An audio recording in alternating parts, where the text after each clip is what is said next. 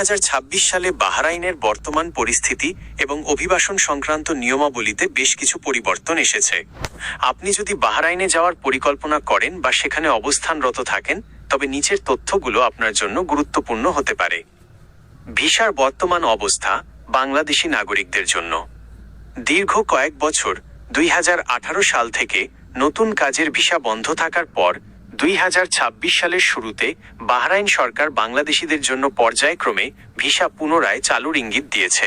পর্যায়ক্রমিক visa issue বর্তমানে high professional, doctor, engineer এবং বিশেষ দক্ষতা সম্পন্ন শ্রমিকদের জন্য ভিসা প্রক্রিয়া শিথিল করা হয়েছে।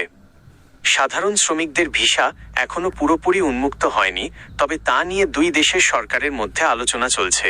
ফ্যামিলি ভিসা বাহরাইনে অবস্থানরত দক্ষ প্রবাসীরা এখন নির্দিষ্ট কিছু শর্ত মেনে পরিবারের সদস্যদের জন্য ভিসা আবেদন করতে পারছেন।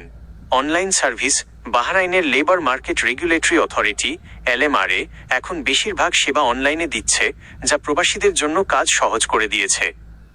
2. শ্রমবাজার ও কাজের সুযোগ 2026। বাহরাইন বর্তমানে তাদের শ্রমবাজারকে আধুনিকায়ন করছে। বাহরাইনাইজেশন ওমান বা সৌদি আরবের মতো বাহরাইনও বেসরকারি খাতে তাদের নিজস্ব নাগরিকদের অগ্রাধিকার দিচ্ছে। 2026 সালের লক্ষ্যমাত্রা অনুযায়ী অনেক সেক্টরে স্থানীয়দের নিয়োগ বাধ্যতামূলক করা হয়েছে।